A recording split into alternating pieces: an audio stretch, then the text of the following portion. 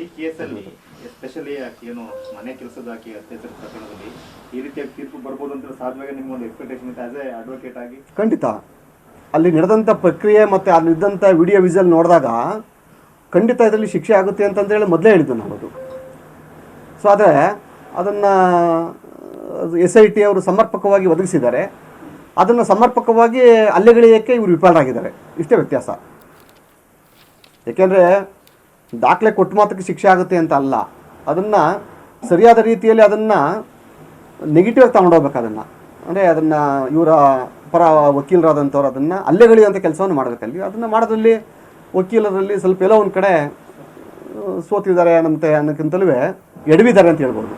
ಒಂದು ಸಂದರ್ಭದಲ್ಲಿ ಇವ್ರ ಪರವಾಗಿ ಯಾರು ವಕೀಲರುಗಳ ವಾದ ಮಾಡಲಿಕ್ಕೆ ಬರಲಿಲ್ಲ ಅನ್ನೋದೊಂದು ವಿಚಾರ ಸರ್. ಈಗ ಒಂದು ನೋಡಿ, ಜಗತ್ತು ನೋಡ್ತಾ ಇದೆ, ನಿವೃತ್ತ ನ್ಯಾಯಾಧೀಶರನ್ನ, ನಿವೃತ್ತ ನ್ಯಾಯಮೂರ್ತಿಗಳನ್ನು ಇವರು ಕೆಲವು ಪ್ರಕರಣಗಳಲ್ಲಿ ನೇಮಕ ಮಾಡಿದ್ದಾರೆ. ನಿಮಗೆಲ್ಲ ಗೊತ್ತಿರೋ ವಿಚಾರ. ನಿವೃತ್ತ ನ್ಯಾಯಾಧೀಶರನ್ನ, ನ್ಯಾಯಮೂರ್ತಿಗಳನ್ನ ಪ್ರಕರಣದಲ್ಲಿ ಇವರು ಆಯ್ಕೆ ಮಾಡೋವಂಥವ್ರು ಇವತ್ತು ವಕೀಲರು ಬರ್ತಾ ಇಲ್ಲ ಅಂತ ಅಂದಾಗ ಎಲ್ಲ ಒಂದು ಕಡೆ ಏನೋ ಒಂದು ಘಟನೆ ನಡೆದಿದೆ ಅಂತ ನಾವೆಲ್ಲ ಊಹಿಸ್ಕೋಬೇಕಾಗ್ತದೆ ಅದು.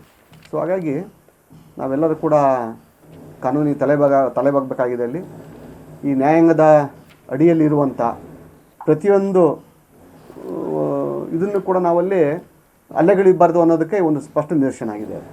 ಸರ್, ಈಗ ಏನು ಪೆನ್ ಡ್ರೈವ್, ಅಶ್ಲೀಲ ವಿಡಿಯೋಗಳ ಪೆನ್ ಡ್ರೈವ್ ವೈರಲ್ ಆಗಿತ್ತು ಮಾಜಿ ಸಂಸದ ಪ್ರಜ್ವಲ್ ರೇವಣ್ಣವರು, ಆ ಒಂದು ಪ್ರಕರಣಕ್ಕೆ ಸಂಬಂಧಪಟ್ಟಾಗ ತಾವು ನಮ್ಮ ತಮ್ಮನ್ನು ಕೂಡ ಪ್ರಕರಣದಲ್ಲಿ ಸಿಲುಕಿಸಲಾಯಿತು ಅಂತ ತಾವು ಕೂಡ ಅರೆಸ್ಟ್ ಆಗ್ತೀರಿ. ಇವಾಗ ಎಲ್ಲರೂ ಕೂಡ ಒಂದೊಂದೇ ಕೇಸ್ ಹೊರಗಡೆ ಬರ್ತದೆ. ಇದ್ರ ಬಗ್ಗೆ ನೀವು ಯಾವ ರೀತಿ? ಸರ್, ಒಂದು ಸತ್ಯ ಹೇಳ್ತೀನಿ ಕೇಳಿ.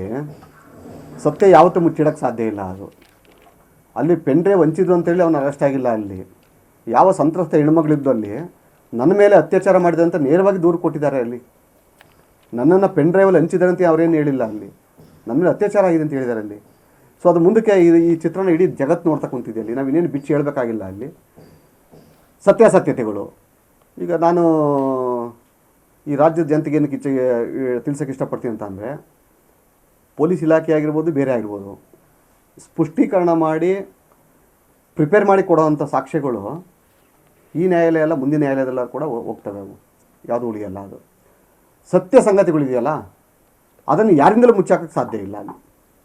ಹಾಗಾಗಿ ಈ ಪ್ರಕರಣದಲ್ಲಿ ವಿಡಿಯೋದಲ್ಲಿದ್ದ ಹೆಣ್ಮಗಳು ಇವಳೆ ಅಂತೇಳಿ ಶಿಕ್ಷೆ ಆಗಿಲ್ಲ. ಅಲ್ಲಿ ಅದರಲ್ಲಿದ್ದಂಥ ಹೆಣ್ಮಗಳು ನಾನೇ ಅದಕ್ಕೆ ಅತ್ಯಾಚಾರಕ್ಕೆ ಒಳಗಾಗಿದ್ದು ಅಂತಲೇ ದೂರು ಕೊಟ್ಟೋದ್ರಿಂದಲೇ ಈ ಪ್ರಕರಣ ಇಷ್ಟೊಂದು ಸ್ಟ್ರಾಂಗ್ ಆಗಿ ಹೋಗಿತ್ತದು. ಸಂತ್ರಸ್ತ ಮಹಿಳೆ ಯಾರಿದ್ದು ಆಕೆನೇ ದೂರು ಕೊಡೋದ್ರಿಂದ ಈ ಕೇಸ್ ಇಷ್ಟು ಪ್ರಕಟ ಒಂದು ಸ್ಟ್ರಾಂಗ್ ಆಗಿ ಬಂತು. ಹಾಗಾಗಿ ಆ ಪೆನ್ ಡ್ರೈವ್ಗೆ ಇದಕ್ಕೆ ಯಾವುದೇ ಸಂಬಂಧ ಬರೋದಿಲ್ಲ. ನ್ಯೂಸ್ ಫಸ್ಟ್, ನಿರ್ಭೀತಿಯಿಂದ ನಿಮ್ಮ ಪರವಾಗಿ.